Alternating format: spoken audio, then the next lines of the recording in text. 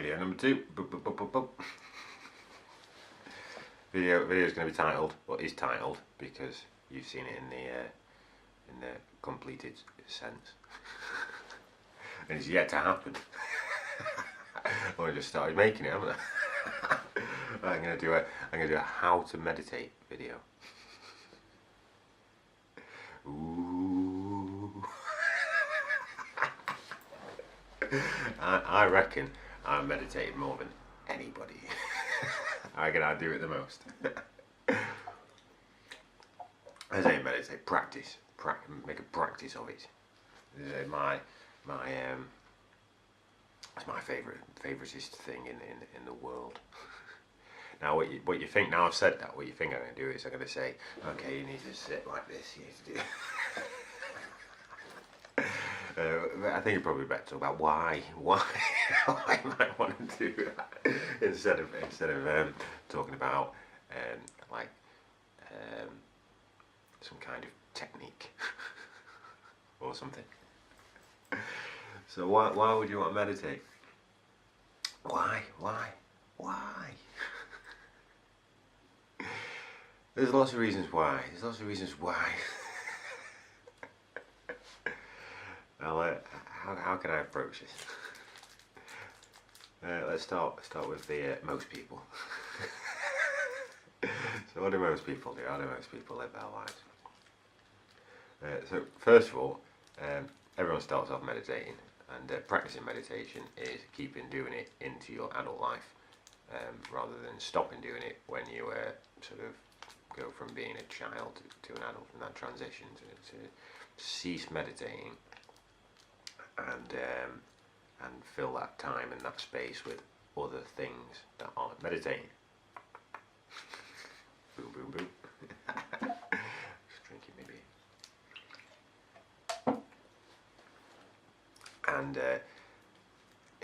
watch kids, and you'll see them sitting with their legs crossed, not doing nothing. Well, I imagine a lot of kids are addicted to phones. But even then, I'm sure they do with their legs crossed. Babies who can't use a phone yet do a lot of meditating, taking it all in, aren't they? And people stop doing that when they become adults, don't they? They stop doing that because they've got so many other exciting things to be doing that meditation doesn't really matter anymore to such people.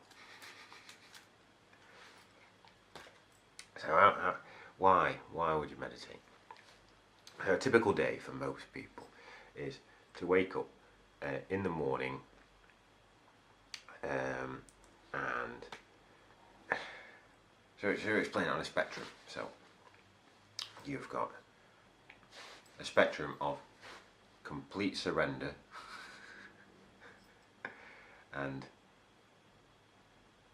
bliss and serenity and existing entirely in the present moment, right down here. You'd think I'd put that up there, but I'm putting it down. So right down here. And then at the other end, you've got complete neuroticism, unending thoughts and strife and anxiety and displeasure and discomfort and tension. Now, throughout any given day, from waking up to going to sleep, sort of move around that spectrum. We may have a stressful moment in work where we sort of rise up on that spectrum a bit, and then we deal with that sort of situation, maybe that whatever, and then we sort of come back down again, back to our contentment. Now, a baby wakes up down here, stays mostly down here for the most part of the day, and then goes to sleep down here and sleeps like a baby. Not all babies do, I guess. Some babies are very agitated, aren't they? But for the most part, they do a lot of sleeping and a lot of eating, and they're only really agitated when they're hungry, and or they've just pooed themselves. What most people do is they don't wake up, right down here, and they start off somewhere in the middle of that spectrum, and then transition to somewhere else in that spectrum, and then come back down to somewhere else in the spectrum and go to sleep and then wake up, and they never ever get down to that bliss and tranquility. Now, the sort of way to get there is to practice meditating. If we practice meditating every day, we can exist there every day. Perhaps not all day, but every day.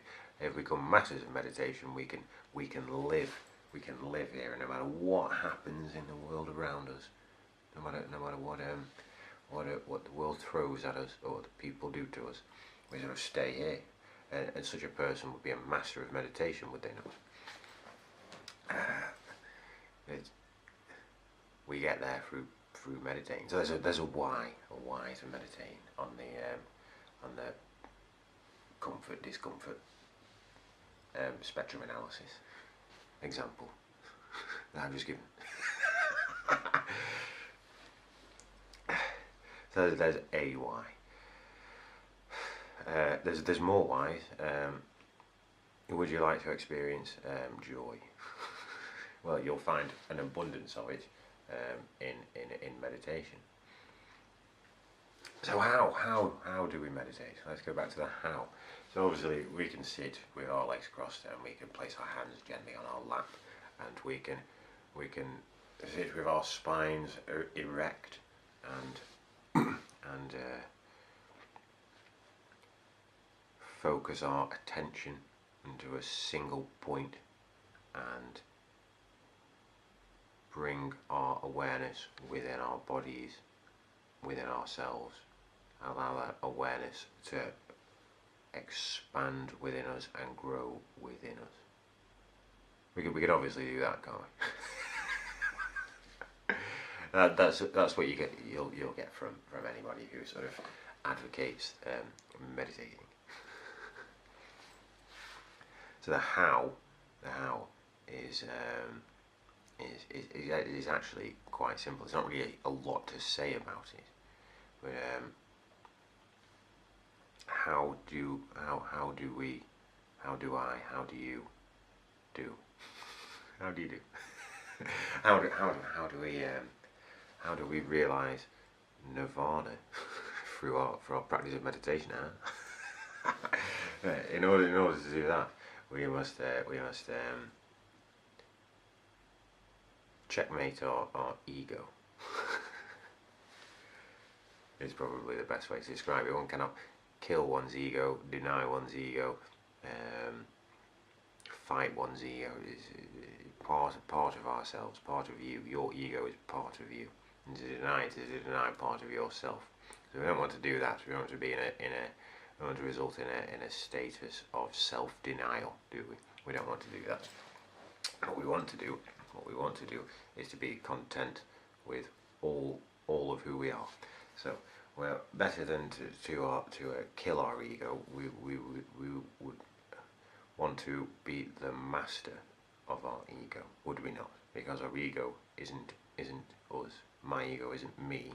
It is a part of me, but it is not me in my totality, and as it is not for you either. So, how would we go back? I've used the phrase checkmate as if we're playing a game of chess, because we don't kill the other king in chess. We checkmate it so that it is defeated. It can't move, and it must accept defeat. And this is how we wish to approach our ego. So when we sit down to meditate, what we'll find is that we'll calm our thoughts, and then worries will surface, or anxiety will surface, or frustrations will surface. And these are egoic in their nature. For our ego doesn't want us to realize nirvana and be in a state of bliss, because then our ego loses all its power over us. So we want to. This is where we want to get to. Our ego is going to do its utmost to stop us from achieving that. So what we must do in our meditations, we must allow our frustrations and our discomfort and our tension to rise up, and we should not act on it, not act towards it, not respond to it, not be controlled by it, but to simply be aware of these such happenings within ourselves. As we become more aware of the goings on in our minds and bodies, we will attain a mastery over those happenings within us, and we will understand how our egos work within us and through us, and therefore we cease to be controlled by our ego. This isn't a very good explanation, but I figure I can make a billion YouTube videos and I can explain things like this better and better and better as I go along. My battery light's flashing, so it's been flashing this whole time, so I've kind of been under a time pressure throughout this explanation. But it's been actually probably quite a good thing in terms of me becoming comfortable with the external sense of urgency imposed upon me during this recording. And excellent illustration of what I was describing in meditating and not reacting to the circumstances which arise within ourselves and perhaps outside ourselves too. Interesting stuff, eh?